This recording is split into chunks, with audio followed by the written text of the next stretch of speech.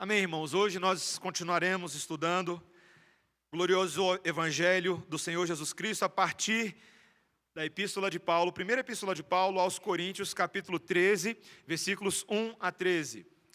Eu agradeço os irmãos as orações pelo período de férias. Foi um tempo bom, muita reflexão e descanso com a família. Confesso que já estava com saudade de pregar. E quando preguei no casamento do Marcel, na sexta-feira, me senti um tanto enferrujado. Mas hoje de manhã deu para matar o verme com o Esdras e hoje a gente continua com alegria.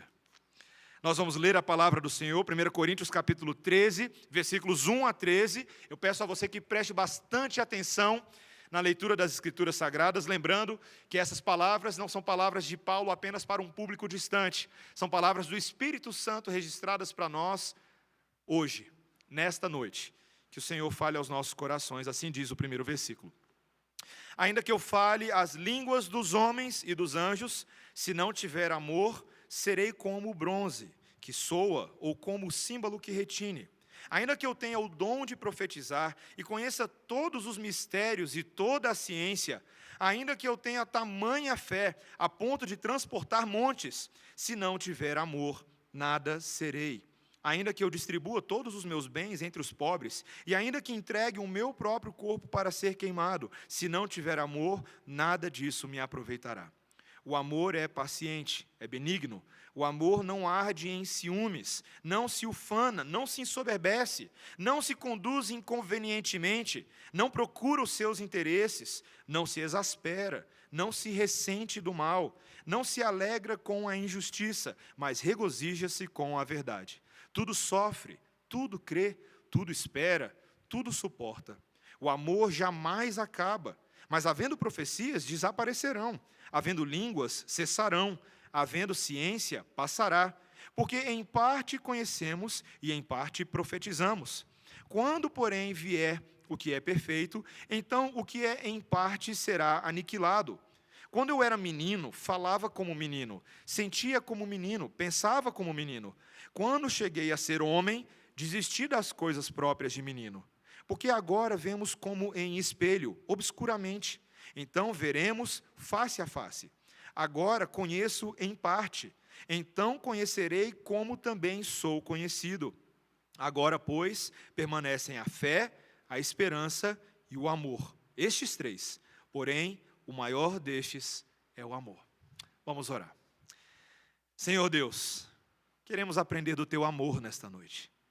Dá-nos graça, Senhor, para percebermos as nuances, as implicações, a beleza, a arte por trás do Teu glorioso amor por nós. E nos ensina a praticá-lo uns pelos outros, em nome de Jesus. Amém. Irmãos, existem várias categorias de sermão nessa vida. Tem sermão que você prega em ofício fúnebre, tem sermão que você prega em eventos do governo, tem sermão que você prega na igreja toda semana, mas tem uma categoria especial que é aquilo que a gente chama de sermão de casamento. E se você já participou de casamento de crente nessa vida, você já deve ter esbarrado com algum pastor pregando em 1 Coríntios capítulo 13, versículos 1 a 13. E se você ainda não esbarrou, eu te garanto, você vai esbarrar. Não sou profeta, nem filho de profeta, mas vai acontecer, eu te digo. Mais cedo ou mais tarde, algum pastor vai pregar nesse sermão. Esse é o sermão, esse é o texto favorito dos pastores para se pregar em casamento. E quando nós falamos de amor, e eu não estou falando da música, estou falando de um tema que é muito querido ao coração dos evangélicos. Parece que tudo que a gente fala em termos de vida com Deus passa pelo amor. E de uma certa forma parece até um tema um pouquinho saturado. Talvez você e eu possamos pensar, será que tem alguma coisa que nós ainda possamos aprender sobre esse tema? Parece que a gente fala dele toda semana. Não é um tema só queridinho dos crentes, mas ele certamente é um tema, uma das virtudes favoritas do mundo inteiro. As pessoas gostam de falar de amor, está cheio de música, está cheio de poema, está cheio de quadro, está cheio de MPB falando de amor por aí. Meus irmãos, é uma pena que eu e você tão frequentemente tenhamos reduzido esse texto a sermão de casamento. Porque ele é muito mais do que isso. E todos os pastores fariam um grande serviço às suas igrejas se lembrassem que texto fora de contexto vira pretexto. Esse texto tem contexto. O apóstolo Paulo escreve o capítulo 13 entre os versículos 12 e 14. Não é assim tão óbvio. Sobre o que ele está, os capítulos 12 e 14. Sobre o que o apóstolo Paulo está falando nesses capítulos? Ele está falando sobre os dons espirituais. Ele está falando sobre o corpo de Cristo. E ele não está fazendo uma pequena digressão, um desvio no caminho ao tratar do amor, não. Ele continua tratando dos mesmos assuntos, ele continua tratando dessa mesma igreja que é problemática, que tinha uma grande dificuldade em viver como corpo, como vimos na semana passada. O apóstolo Paulo, meus irmãos, está colocando o dedo sobre a ferida mais central da carta aos Coríntios.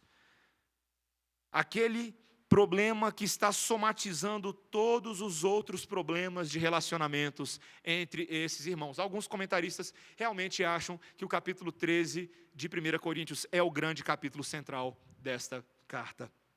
Meus irmãos, ao tratar do amor, que é o vínculo da perfeição, Paulo está falando do dom que é o elo de amálgama entre todos os outros subdons, entre todas as outras virtudes, um caminho sobremodo excelente, como ele fala no último versículo do capítulo anterior. Essa ideia de sobremodo é de um caminho que está acima dos outros caminhos, como se fosse uma via flutuante.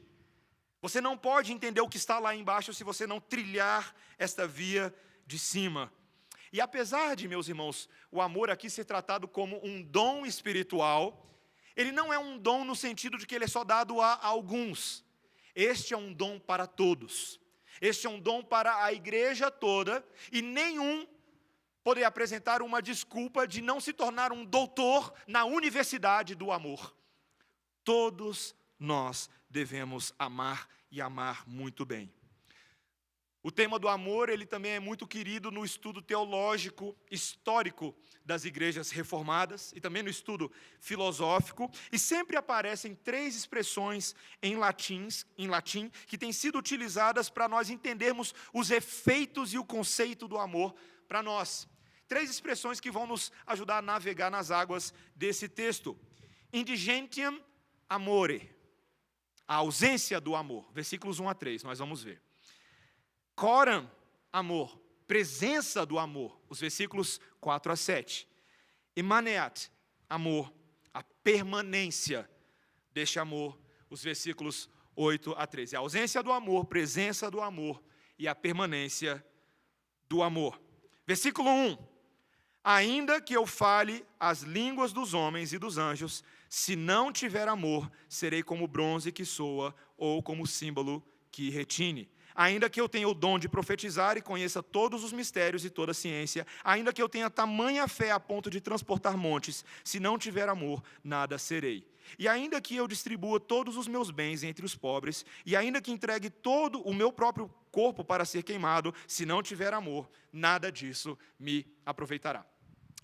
Nesses capítulos 12, 13 e 14 de 1 Coríntios, Paulo passa a tratar de um tema que estava causando uma grande convulsão dentro da igreja de Coríntios. Uma igreja que, apesar dos vários problemas, parecia também manifestar diversos dons espirituais. Diversos deles. Alguns pareciam mais ordinários aos nossos olhos, outros um tanto extraordinários, de um caráter até meio miraculoso. Essa era uma igreja que partilhava de uma alegria especial no Espírito Santo. Uma igreja que tinha dons como dom de línguas, ou dom de profecias, que tinha um aspecto tanto revelatório na vida da igreja. E esses dons estavam sendo utilizados pelos irmãos dessa igreja para bater no peito bem forte e dizer: nós somos crentes excepcionais, crentes de primeira ordem. Um sentimento de orgulho, de ufanismo, de soberba, que fazia com que eles olhassem para o território evangelical ao seu redor e falassem: nós somos realmente uma igreja privilegiada. Sabe, meus irmãos, é bem interessante como esse texto, ele é muito prático. Ele trata de nuances que podem acontecer no meu e no seu coração com muita frequência. Orgulho espiritual era uma realidade da igreja de Corinto, e orgulho espiritual pode, infelizmente, ser uma realidade para muitos de nós. Isso é bem fácil. Quando a gente começa a estudar teologia e conhecer um pouco mais do que, talvez a gente diria, a média das pessoas, a gente sente essa tentação. E essa igreja certamente estava caindo nessa tentação. estavam se ferindo, estavam se comparando, estavam competindo para saber quem era o crente mais importante aos olhos de Deus. Mas Paulo introduz um elemento aqui que talvez fosse bem desprezível aos olhos deles. Não é à toa que ele fala que o amor é um caminho sobremodo excelente. Ele precisa enfatizar esse tipo de coisa. Provavelmente a igreja achava que o dom do amor não era assim tão radical, um dom tão chocante. Meus irmãos, Paulo passa a utilizar como estudo de caso os exemplos dessa igreja para mostrar que sem amor nada vale. Ele diz no versículo 1, ainda que eu fale a língua dos homens e dos anjos. Alguns desses versículos têm causado bastante polêmica entre os comentaristas e estudiosos ao longo dos anos. O que Paulo quis dizer com línguas dos homens e dos anjos? Com línguas dos homens nós podemos até entender. O dom de línguas, que nós vamos estudar um pouco mais a partir do capítulo 14, ele é um dom que, como veremos, era uma manifestação de línguas conhecidas que manifestavam a glória do Senhor, as revelações de Deus. Um rápido estudo de Atos capítulo 2, versículos 1 a 11, mostra que a primeira vez que o dom de línguas aparece é um dom de línguas conhecidas, que leva também as pessoas a identificarem essas línguas como suas próprias línguas e ouvirem as grandezas de Deus. Mas Paulo se utiliza de uma hipérbole. Ainda que eu fale as línguas dos homens e dos anjos. Será que Paulo falava as línguas dos anjos? Muitos têm usado esse texto para falar que o dom de línguas é um dom de línguas dos anjos. É disso que a Bíblia fala? Eu te pergunto, qual é a língua dos anjos? Meus irmãos, Paulo não está afirmando necessariamente que ele fala a língua dos anjos. Todo o texto é hiperbólico, todo o texto é exagerado, suas expressões são extremadas. Ainda que eu pudesse falar algo do tipo a língua dos anjos, se eu não tiver amor, serei apenas como um bronze que soa, ou um símbolo que retine. Ficou poético, ficou bonitinho, mas o que Paulo está falando vai parecer um barulho sem sentido. Quando você bate num metal, pem, e aquilo não comunica nada, só incômodo. Ontem alguns construtores estavam lá no meu prédio fazendo buraco para fiação de ar-condicionado, enquanto minha dona Melissa dormia à tarde. E quando dona Melissa dorme à tarde, eu e Débora ficamos de dedos cruzados, ninguém acorda a menina. Barulhos sem sentido no corredor. Meus irmãos, uma pessoa que não ama, que não é transformada pelo amor de Deus e que não tem como motivação principal a edificação dos seus irmãos, pode falar todas as línguas que existem. Isso não tem valor. Isso é muito sério, meus irmãos. Isso é muito sério. Quantas vezes nós vemos, e talvez você esteja um pouco familiarizado e tenha vindo de algum tipo de contexto, é bem possível, já conversei com vários de vocês, em que na sua igreja houve algum momento, alguma fase de avivamento espiritual, pelo menos as pessoas alegavam daquela forma, em que se passou a ter uma busca por dons extraordinários, e ali muitas pessoas alegavam que falavam em línguas, mas o testemunho de vida delas não condizia com a suposta espiritualidade que elas estavam exibindo. Você já viu isso antes? Eu já vi. E não é só com o dom de línguas, tem o outro favorito também, o que vem em segundo lugar, veja no versículo 2, ainda que eu tenha o dom de profetizar e conheça todos os mistérios e toda a ciência, ainda que eu tenha tamanha fé, a ponto de transportar montes, se não tiver amor, nada serei. Ele acopla num versículo dois dons, o dom de profecia e o dom da fé. O dom de profecia também chamava bastante atenção. A capacidade de anunciar oráculos da parte de Deus. Ainda que uma pessoa pudesse conhecer todos os mistérios, ter toda a ciência, todo o conhecimento, perscrutar aquelas coisas mais escondidas da parte de Deus, se ela não tiver amor, não vale nada. Também ele fala do dom da fé aqui. É interessante que a fé é um dom. Ela pode ser vista, claro, como um dom para todos, mas a Bíblia trata particularmente da fé como um dom que era capaz de produzir sinais e prodígios. Possivelmente aliado com o dom de cura, nesse momento que os próprios apóstolos exibiam. Ele diz, ainda que eu tenha uma fé, que seja capaz de dizer para este monte, vai daqui para ali, sem amor de nada vale. Que tipo de fé é essa? Fé grandiosa, fé que muitos de nós almejaríamos ter, talvez, para você poder falar para o Corcovado, sai daí Corcovado, sai do Rio de Janeiro e vem para Brasília. Meus irmãos, sem amor, nenhum desses dons espetaculares tem valor. É muito importante que eu e você aprendamos o princípio por trás. Na nossa vida espiritual há momentos em que nós almejamos grandeza, almejamos sinais. Eu lembro quando eu era apenas um adolescente, estava passando por uma fase difícil no meu coração, na escola, e eu entrei em um quarto um dia, eu já contei essa história aqui antes, eu entrei no meu quarto um dia e fiz uma oração: Senhor, a minha fé está muito fraca, eu preciso de um sinal da tua parte. Eu preciso que o Senhor faça alguma coisa, porque senão eu vou sucumbir. E eu literalmente pedi que o Senhor enviasse o anjo Gabriel para aparecer no meu quarto. Você está rindo, mas foi minha oração. Foi a oração que eu fiz: Senhor, só sairei da tua presença. A gente vira bem pentecostal nessas horas, né? Só sairei da tua presença enquanto o Senhor, não sairei enquanto o Senhor não me abençoar. Manda Gabriel. E eu lembro, meus irmãos, eu fiquei acordado até 5 horas da manhã, era um sábado à noite. No dia seguinte tinha culto, eu estava responsável pela música, cheguei na igreja com olheiras assim, uma grande decepção, porque Gabriel não veio. Mas é interessante que a palavra de Deus, ela é tão mais direta conosco em coisas que nós deveríamos estar fazendo, em vez de simplesmente buscar um passe de mágica da parte do Senhor. A palavra de Deus nos ordena: ame. Ame. Faça aquilo que é o trabalho mais básico de todo cristão. O presbítero Cláudio explicou para nós na semana passada. Nós que vivemos em corpo, devemos trabalhar juntos em prol daquele que é o nosso cabeça, como braços, como pés, como mãos. E é impossível que esse trabalho aconteça se ele não for articulado pelo óleo que o Espírito Santo usa, chamado amor. Amor é aquela ação do Espírito sobre nós que nos leva a agir como Deus age em favor uns dos outros. Sem amor, meus irmãos, nós nada seremos. E ele ainda utiliza uma terceira categoria no versículo 3, uma categoria da ação social. Veja o que ele diz: e ainda que eu distribua todos os meus bens entre os pobres, e ainda que entregue o meu próprio corpo para ser queimado, se não tiver amor, nada disso me aproveitará.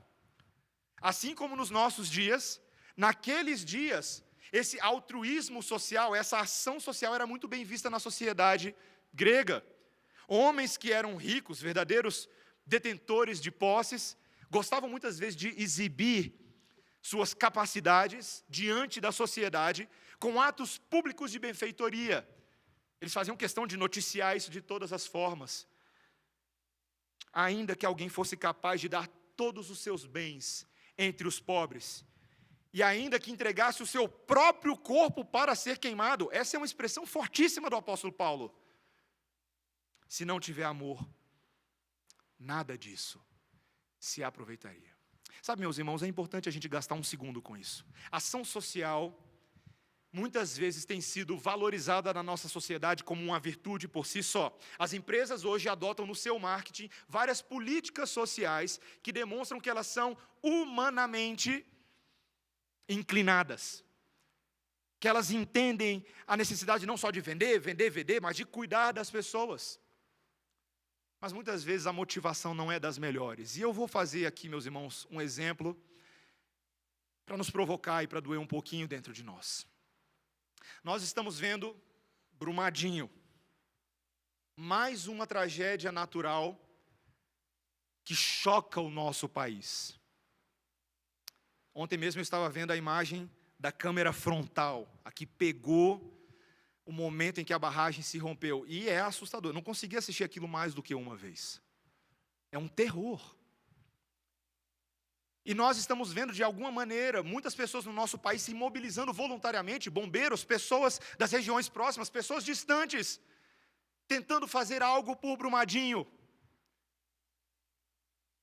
Meus irmãos, se não tiver amor, não vale nada.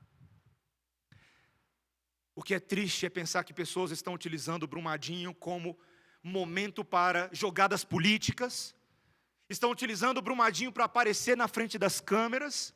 Me entristeceu muito e eu não quero julgar as motivações dessa pessoa, mas saiu uma matéria de que o porta-voz dos bombeiros estava virando uma grande estrela e as crianças queriam autógrafo dele. Tem alguma coisa errada nisso, meus irmãos. Mas essa é a tendência do nosso coração. Nós somos mal motivados e utilizamos coisas maravilhosas como a ação social para que os nossos nomes estejam em evidência. O amor que Deus quer de nós, às vezes ele é muito mais invisível do que o que as câmeras podem mostrar. Lembro-me de uma história, vários anos atrás, de uma professora na Universidade de Johns Hopkins, nos Estados Unidos, e ela pediu aos seus alunos da pós-graduação que localizassem 200 meninos com idades entre 12 e 16 anos e pesquisassem sobre suas origens familiares. O objetivo do trabalho é que esses alunos pudessem fazer uma predição sobre o futuro dessas 200 crianças. E lá foram os alunos, eles escolheram uma favela no norte dos Estados Unidos, foram enviados e ali, depois que começaram a sua pesquisa, eles concluíram que 90% dos pesquisados passariam o tempo na cadeia daqueles jovens. O último capítulo desse estudo não seria concluído até 25 anos depois, quando a pesquisa foi retomada. E quando aqueles 200 estudantes originais foram procurados, cerca de 25 anos depois, os pesquisadores foram para a favela e alguns do grupo ainda permaneciam nas favelas como adultos. Outros haviam se mudado, alguns haviam morrido, mas para a surpresa de todos, eles conseguiram localizar 180 desses jovens. E para ainda maior surpresa, apenas 4 desses jovens haviam sido presos. Lembra que a previsão tinha sido de 90%. E o que causou um valor tão baixo? Eles foram atrás, foram continuar a pesquisa. E quando eles começaram a entrevistar os jovens e as suas famílias, uma informação comum começou a aparecer. Teve uma professora que mudou a nossa história. Quanto mais eles contavam eles pesquisavam, mais essa história dessa tal professora. Meus irmãos, quem era a professora? A professora que começou a pesquisa lá atrás. Aquela professora, sem dizer para ninguém, invisivelmente, ela focou naquele grupo, naquela favela e começou a agir. Aquela irmã em Cristo nossa, era uma cristã. E começou a atuar junto a essas famílias e amá-los e pregar o evangelho para eles silenciosamente. Anos depois, eles encontraram essa professora já numa casa de asilo e foram conversar com ela. O que motivou você a fazer aquilo por aqueles jovens? Ela disse: eu simplesmente os amei como Cristo me amou. Sem câmeras, sem holofotes. Verdadeiro amor é aquele que agrada ao Senhor, mesmo quando não é admirado pelos homens, mesmo quando não ocupa os palanques, mesmo quando não está diante das câmeras. Meus irmãos, a ausência de amor descaracteriza a nossa vida como igreja. Eu e você podemos almejar fazer todo tipo de coisa na igreja. Tem gente que adora tocar, tem gente que sabe fazer isso, arte, projetar coisas bem feitas, mexer na luz, cuidar de crianças, de adolescentes. Se você não estiver amando a Deus sobre todas as coisas e amando aqueles a quem Deus tem te dado, não vale de nada. Lembre-se disso. Por isso que a segunda parte desse texto não é mais indigentium amore, mas coram amore. A presença do amor. Os versículos 4 a 7 agora nos dão um outline desse caráter de Deus. Do próprio Deus que deve ser imitado e perseguido em todas as suas virtudes. E esse é aquele trechinho do texto que a gente gosta do casamento. É aquele que a gente coloca na parede do quarto de casal. Ele começa dizendo: o amor é paciente. Verdadeiro amor, meus irmãos, passa a ser descrito nesse texto, não em forma de teoria, mas em forma de ação. É tão interessante isso na palavra de Deus. Ela nunca vai descrever a teoria do amor para nós, com vários livros, com várias obras, não. Ela sempre vai nos dar a ação do amor, sempre o exemplo do amor a ser imitado. E a primeira coisa é que ele é paciente. Um amor que é longânimo, que sabe esperar. Meus irmãos, é tão interessante que a gente diz que ama as pessoas, mas a gente tem uma impaciência tremenda, não é verdade? Eu estava conversando com alguém esses dias que me disse, é um estudioso ali da UNB, me dizendo assim, que ele tem notado nos seus estudos que os jovens hoje em dia são cada vez mais impacientes. A geração da internet de hoje não sabe o que é esperar na internet de verdade. Você não sabe o que é internet de escada. Você clica e aparece. Mas tinha uma época que você tinha que esperar. 14 kbps, 28 kbps. Você ficava lá esperando. Nós não sabemos mais esperar nada. Se a coisa não acontece da forma como nós queremos, nós logo espanamos, brigamos, esperneamos como crianças mimadas. Me mandaram um vídeo desses de internet, de um menino que não pôde receber o seu presente de aniversário no dia, porque o presente não chegou a tempo. E o irmãozinho decidiu filmar com a câmera, porque a Amazon não tinha entregado tempo, e esse menininho esperneava, e os pais não sabiam o que fazer, porque esse menininho não sabia nada de paciência. Meus irmãos, muitas vezes eu e você precisamos aprender paciência. E Deus vai fazer várias coisas na nossa vida para a gente aprender sobre paciência. Ele vai fazer a gente esperar. No consultório de Deus, todo mundo vai aprender a esperar. Todo mundo vai aprender a esperar. O amor também é benigno, bondoso. A bondade e a benignidade são apresentadas como fruto do Espírito pelo apóstolo Paulo no capítulo 5 de Gálatas, ali nos versículos 19 até o versículo 23. É uma grande virtude que é um reflexo da grande bondade de Deus. Deus sempre se apresentou como um Deus benigno, um Deus também longânimo. A palavra no hebraico equivalente para isso significa um Deus cuja misericórdia é grande em favor do seu povo. Um Deus que não revida o mal com o mal. O verdadeiro amor precisa aprender a não revidar o mal com o mal. Um amor que não é vingativo. Um amor que não sempre revida na mesma moeda. Um amor também, como ele diz, que não arde em ciúmes. Aqui a palavra grega é literalmente inveja. Um amor não invejoso. Meus irmãos, numa sociedade consumerista como a nossa, eu e você somos tentados o tempo inteiro a invejar aquilo que os outros têm. E por isso não amamos bem. Não estamos contentes e satisfeitos com aquilo que o Senhor nos tem dado. E frequentemente ansiamos pelo que é do próximo. Um amor que não se ufana. Não se ufanar é aquilo que falamos no início. Que não se vangloria. Que não chama para si a glória. Um amor que não se ensoberbece, que não se orgulha, que não se envaidece. Estava conversando com um querido conselheiro bíblico, um amigo que eu fiz nos Estados Unidos. Ele está escrevendo um artigo sobre a vaidade. E ele está falando como a vaidade, nos nossos dias, é um oponente ferrenho do amor. Casais que muitas vezes dizem que amam um ao outro, mas um dos cônjuges é extremamente vaidoso, muitas vezes não estão amando o outro como deveriam. Estão amando mais os outros do que o cônjuge. Pare para pensar nisso. Quando nós, em vez de nos vestirmos com modéstia, com simplicidade, com sensatez, ainda que bem vestidos, queremos atrair mais os olhares dos outros do que o olhar daquele que está do nosso lado. A vaidade tem esse poder. É também um amor, no versículo 5, que não se conduz inconvenientemente. Literalmente o grego, um amor que não é rude. Um amor que não é grosseiro, que não maltrata. Um dia eu estava conversando com uma mulher e ela me disse: meu pastor, eu não sei o que fazer. Meu marido é grosso que nem uma porta. Falei: minha irmã, ele precisa aprender a amar melhor. Algumas pessoas às vezes acham que porque ele tem um sangue nordestino, ou ele tem um sangue de algum outro lugar, que todo mundo é turrão e cabra macho, ele tem o direito de ser turrão. Cuidado, o nome disso é pecado. Pecado. Todo homem é chamado para domar o seu espírito. Toda mulher é chamada para domar o seu espírito.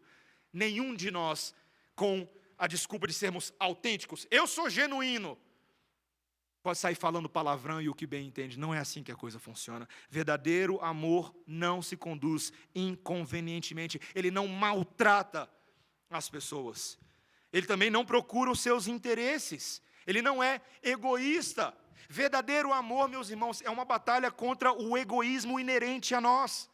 Cada um de nós, por causa do DNA defectivo do pecado, desde Adão, temos a tendência ao egoísmo. Salvar a sua própria pele, valorizar os seus próprios interesses. Amor, que é amor, não procura os seus interesses. Ele não se exaspera, ou seja, não fica irritado, não se ira facilmente. Tem muita gente que está precisando aprender disso. Não se irar facilmente. Não se ressente do mal, não guarda mágoas, não guarda rancor, não se alegra com a injustiça, mas regozija-se com a verdade. Meus irmãos, verdadeiro amor, ele é um pouco diferente da tendência do nosso coração de se alegrar quando nós vemos, muitas vezes, o mal do nosso inimigo. É interessante, o nosso coração, ele deseja sim, muitas vezes, ver a injustiça acontecendo na vida de outras pessoas, daqueles que nós não gostamos. Não temos muitas vezes dois pesos, um peso e uma medida, e sim dois pesos e duas medidas, mas aquele que ama regozija-se com a verdade. Ele, no versículo 7, tudo sofre, tudo crê, tudo espera, tudo suporta. Você percebeu o uso contínuo 4 vezes da palavra tudo? Um sentido bem abrangente. Uma pessoa que ama aprende a sofrer em todas as coisas. Como nós já vimos no capítulo 6, a pessoa que aprende a sofrer o dano por amor a Cristo. Aquele que crê em todas as circunstâncias, que a despeito das circunstâncias ao redor, deposita sua confiança no Senhor. Aquele que espera em todas as coisas, aquele que suporta todas as coisas. Meus irmãos, essa descrição do amor é uma perfeita descrição de quem é Deus. Um dos comentaristas diz que realmente Paulo aqui alcançou uma peculiar e ímpar definição de quem Deus é. Deus é exatamente todas as coisas que nós acabamos de ler aqui. Isso não é teoria. Pare para ver a vida do Senhor Jesus Cristo, a maneira como Ele se comportou e Ele se conduziu junto aos seus discípulos. O Senhor Jesus Cristo foi paciente? Tinha Pedro e Judas na trupe. Você não sabe qual traidor era pior. Ele era benigno. Ele não ardia em ciúmes e inveja. O Senhor Jesus Cristo, que era o Rei do universo, não se ufanava por besteira, não se ensoberbecia por besteira. Ele não saía fazendo milagre falando, haha, quem quer mais milagre? O Senhor Jesus Cristo não procurou os seus próprios interesses. Ele não se conduziu inconvenientemente, ele não foi grosseiro e rude com aqueles milhares de fariseus e escribas que aos meus olhos muitas vezes mereciam rudeza, sim, mereciam grosseria, mereciam a palavra para eles saberem qual é o lugar deles. O Senhor Jesus Cristo não se exasperou. Mesmo quando aparentemente ficou irritado, ele fez de forma controlada, ele tinha zelo pela casa de Deus. E é por isso que ele colocou todos aqueles mercadores para fora. Ele nunca se alegrou com a injustiça, ele sempre se alegrou com a verdade. O Senhor Jesus Cristo tudo sofreu, tudo creu, tudo esperou, tudo suportou. Ele encarna para nós, irmãos, aquilo que é esperado de nós. Eu e você estamos nessa perseguição da imagem do Senhor Jesus Cristo. Aquilo que Deus é em Cristo é o que nós devemos ser. É o que nós lemos em 1 João capítulo 4, versículo 7 a 21. Se Deus é amor, e Ele nos amou em Cristo, nós também devemos amar. É inevitável. Santo Agostinho de Hipona ficou conhecido por uma frase tremenda. Ele disse, aquele que está cheio de amor, está necessariamente cheio do próprio Deus. Essa é uma definição de amor muito peculiar. Não é o amor que o mundo prega, não é o amor que os poemas seculares muitas vezes tentam traduzir. É um amor cuja fonte é o Deus único e exclusivo da palavra de Deus. E quem não conhece a esse Deus, não pode conhecer o amor desse Deus. Meus irmãos, nossa sociedade frequentemente confunde amor com, por exemplo, luxúria.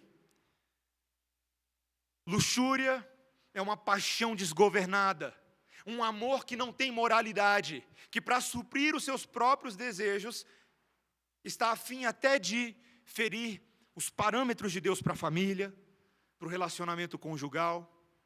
A luxúria é um convite à vazão descontrolada de desejos. O tipo de amor de Deus não é assim. Ele não é direcionado para saciar os nossos prazeres, mas sim para saciarmos a alegria e a felicidade de outras pessoas. É totalmente altruísta, vai contra as nossas inclinações naturais. E nós precisamos aprender a deixar de lado os nossos próprios desejos naturais para adquirir um novo amor, uma nova forma de agir. E não esperar nada em troca, um amor sacrificial, um amor que se doa. talvez, e nós precisamos ser bem honestos, há muita dificuldade de se conceber a prática do que eu estou falando a cada um de nós nessa noite. Pastor, na teoria é muito bonito. Quando eu fiz os meus votos de casamento, alguns anos atrás, era tão lindo. Estava todo mundo cheirosinho, tinha fotografia, a gente por alguns anos assistiu o vídeo do casamento. Mas hoje aquelas palavras parecem tão distantes, tão intangíveis. O escritor J. Alan Patterson, ele escreveu um livro chamado O Mito da Grama Mais Verde, muito interessante. E ele conta uma situação verídica em que, certa feita, uma esposa entrou furiosa no gabinete do pastor George Crane, cheia de ódio contra o marido. E ela já chegou falando: eu não quero apenas me livrar dele, eu quero igualar o dano. Antes de me divorciar, eu quero machucá-lo tanto quanto ele me machucou. Essa era a proposta dela. E o Dr. Crane sugeriu um plano bem engenhoso. Ele disse: vá para casa e haja como se realmente você amasse o seu marido. Finge. Diga a ele o quanto ele significa para você. Elogie-o por cada característica decente que ele tiver. Vá além da conta para ser gentil, atenciosa, generosa. Não poupe esforços para agradá-lo, para apreciá-lo. Faça-o acreditar que você realmente o ama. E depois que você o tiver convencido do seu amor eterno e de que você não pode viver sem ele, então você solta a bomba. Eu quero o divórcio. Isso com certeza irá machucá-lo. E os olhos dela estavam babando sangue. Ela, yes, excelente, excelente. Eu quero ver a cara dele quando eu soltar. E ela foi para casa e fez exatamente isso com entusiasmo. Por 2 meses, ela fingiu que mostrou amor, bondade.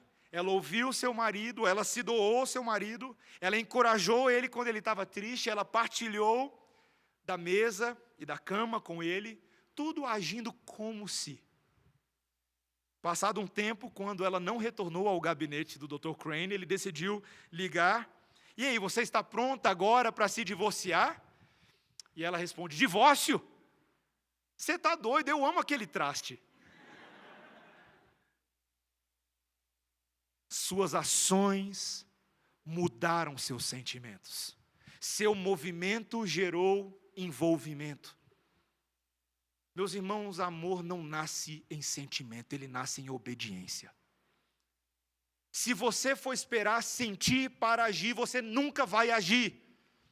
E saiba de uma coisa: o amor de Deus por nós não foi um amor porque meramente Ele teve uma paixão sentimental temporária, na qual Ele nos viu e falou: nossa, que povo bonito, que povo lindo, que povo que vale a pena morrer por eles. Isso nunca aconteceu. O amor de Deus nunca nasceu num sentimento dessa ordem, que a nossa sociedade tanto valoriza, mas numa decisão de agir em conformidade com o seu próprio caráter. E assim ele agiu, e por meio da ação de Deus em nosso favor, nós passamos também a ter sentimentos por Deus. Meus irmãos, são atos repetidos de amor que vão se tornando habituais e vão alcançando tremendos resultados. Existem uma quantidade tremenda de pessoas que falam assim: pastor, olha, a gente mal começou o casamento e já está tudo muito ruim. E o que eu tenho que falar muitas vezes é: a fórmula é perseverança, perseverança dos santos. Persevere, ame todos os dias, ame de manhã, de tarde e de noite. Cubra as falhas do seu cônjuge com amor, e ele tem que fazer o mesmo por você, porque você também não é assim tanto de se aturar. Ame, e o casamento vai gerar ali um poderoso hábito de amor que vai permeando por todos os anos, e vai se tornando sólido, como uma casa bem fundamentada, que não é abalada por qualquer sorte de tempestade. Tempestades vêm no casamento, meus irmãos, e são muitas. Somente aqueles que criaram o hábito do amor, a presença do amor como terceiro convidado da casa, podem realmente experimentar os seus benefícios. Meus irmãos, o nosso último ponto é justamente esse maneat amor. a permanência desse amor de Deus. O versículo 8 começa dizendo assim: o amor jamais acaba. Paulo não se esquece do tema que ele está tratando. Ele está tratando justamente daquilo que é tão necessário ao entendimento da igreja de Corinto, uma igreja que se odiava, uma igreja que não sabia trabalhar coletivamente, mas uma igreja que admirava tremendamente os dons espirituais. Paulo joga uma real a essa igreja. Já ouviu essa expressão antes? Usei uma expressão dos jovens aí, os jovens. Ele diz: sabe aquelas profecias que vocês tanto gostam? Elas desaparecerão. Sabe as línguas que vocês tanto admiram? Elas cessarão. Havendo ciência, passará. Porque em parte conhecemos e em parte profetizamos. Quando, porém, vier o que é perfeito, então o que é em parte será aniquilado. Paulo está mostrando que o dom do amor é bem distinto dos outros dons. Por quê? Porque os outros dons, eles têm prazo de validade. Eles cumprem uma função temporal nessa dispensação da redenção. Vamos lembrar um pouquinho do que o apóstolo Paulo tem ensinado a essa igreja, não somente aqui, mas também em outras cartas, a nós como igreja. Em Efésios, o apóstolo Paulo nos lembra no capítulo 4, que os dons foram derramados pelo Senhor Jesus Cristo quando ele subiu às alturas. Ele distribuiu dádivas à sua igreja. Dádivas cujo propósito é a edificação dessa igreja no intervalo, no interregno entre a primeira vinda e a segunda vinda de Cristo. Nesse momento, essa igreja está se aperfeiçoando, está se santificando, está se edificando, servindo uns aos outros com estes mesmos presentes que o Senhor Jesus Cristo nos deu. Mas, quando o Senhor Jesus Cristo voltar, a expectativa é que esses dons já tenham nos aperfeiçoado o suficiente para então não precisarmos mais dele. Quando nós virmos face a face, é a expressão que o texto usa. Os comentaristas aqui entendem claramente que é uma forma de Paulo de falar da volta do Senhor Jesus Cristo, daquele momento glorioso. Quando nós virmos a verdade face a face, não precisaremos mais profetizar. Para que profetizar se agora você já sabe tudo? Antes você sabia em parte, você tinha um conhecimento científico ou da ciência parcial. Mas agora que Cristo se manifestou, nós saberemos tudo o que se precisa saber. Para que falar em línguas? O dom de línguas, como nós veremos, tinha um propósito missionário. Dar a conhecer aos diversos povos as grandezas de Deus. Uma reversão daquela maldição lá de Babel, em Gênesis capítulo 11, você lembra? Quando em Babel, lembrando a história da Bíblia para você, em Babel, os povos que ali se ajuntaram queriam construir uma cidade, uma torre bem forte, para que chegasse aos céus e construíssem um nome para si mesmos. Deus não gostou muito daquela ideia. Ele desceu e confundiu as línguas dos homens. E assim nós temos, debaixo da providência divina, da soberania de Deus, o surgimento das várias línguas, ou pelo menos a raiz delas, ali em Gênesis capítulo 11. É interessante que passados muitos séculos, quando o Senhor Jesus Cristo vem, cumpre a sua obra, sobe aos céus, envia o Espírito Santo, qual é a primeira coisa que ele faz? Línguas de fogo fazem com que as pessoas agora falem cada um nas línguas entendíveis dos outros. A reversão da maldição é o cumprimento da obra de Jesus, a unificação dos povos sob o governo de um Messias, um único rei. Pronto, eu acabei de explicar para que serve o dom de línguas. Semana que vem a gente entende mais. Meus irmãos, mas no céu nós não precisaremos mais do dom de línguas. Por quê? Porque de alguma maneira, que eu ainda não entendo bem como vai ser, todos nós falaremos a língua que Deus quer que nós falemos. Seja ela a língua que eu falo hoje, ou a língua que você vai falar um dia, mas é uma língua que nós vamos nos entender. Todos nós. Os dons têm prazo de validade, os dons cessam. Muitos estudiosos têm percebido nesse texto um princípio. Ainda que o texto não seja para isso. Eu sei que você já ouviu a discussão sobre dons espirituais. Será que eles continuam ou eles cessam? Eu sou professor da turma de dons espirituais no seminário e eu acho que eu posso falar com um pouquinho de propriedade isso. Os dons tanto continuam como cessam. Essa é a resposta correta. Alguns dons perdurarão por necessidade até o dia que o Senhor Jesus Cristo voltar. mas outros dons simplesmente não são mais necessários. Irmãos, por que nós podemos afirmar com uma boa margem de segurança que grande medida daquilo que é chamado de dom de línguas hoje e dom de profecia não acontece mais? Veja, eu não estou fazendo uma afirmação categórica, ou uma afirmação como se existisse um versículo prova que diz, olha, não existe mais. Não é isso. É por causa do princípio desse texto. Quando vem aquilo que é perfeito, aquilo que era recurso não é mais necessário.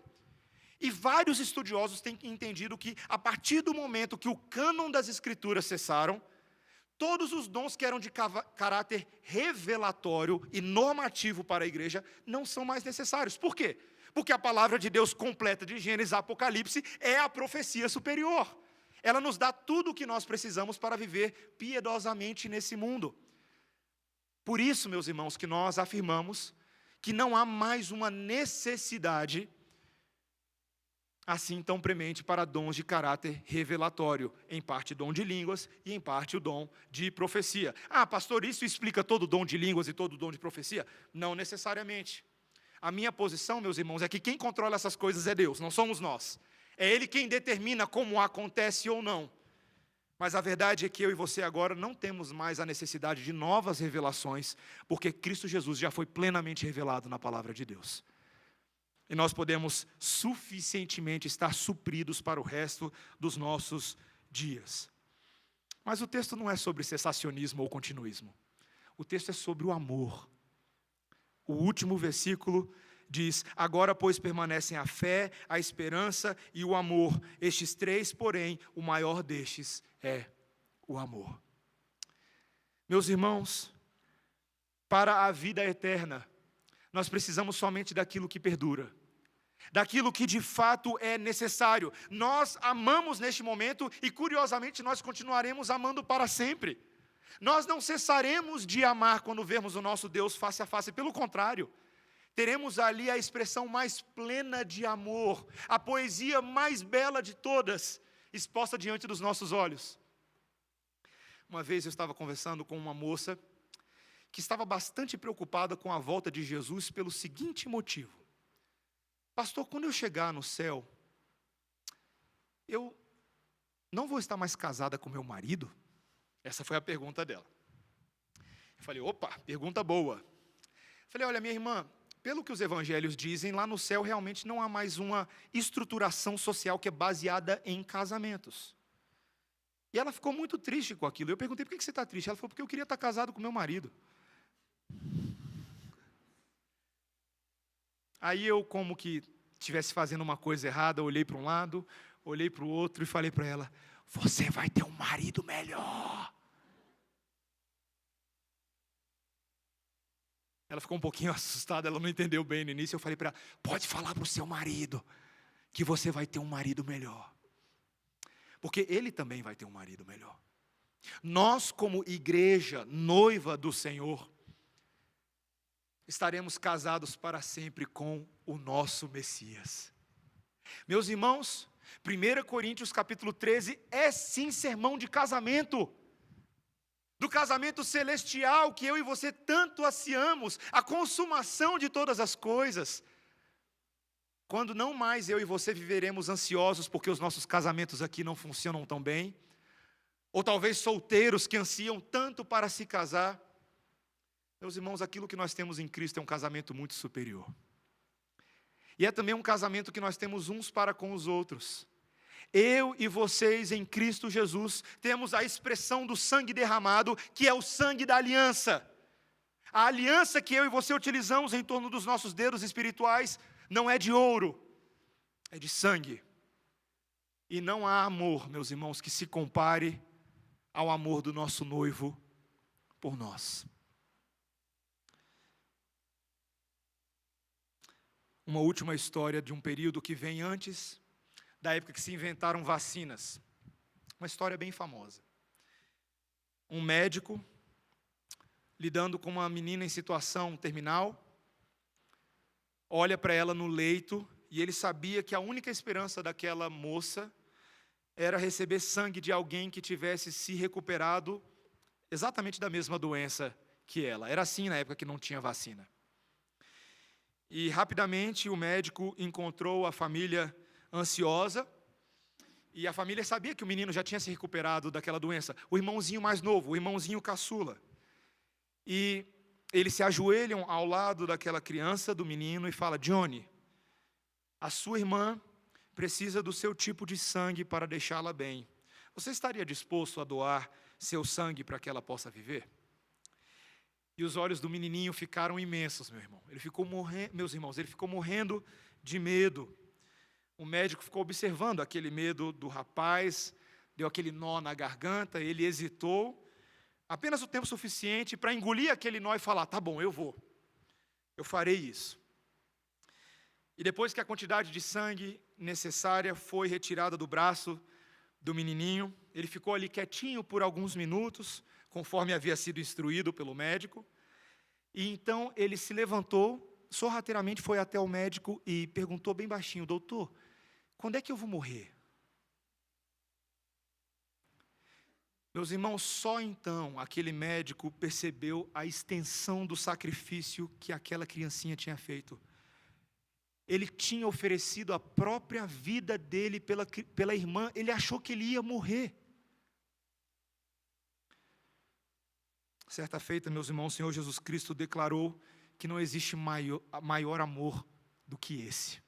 Ele disse em João capítulo 15, versículo 13, ninguém tem maior amor do que esse, de alguém dar a própria vida em favor dos seus amigos.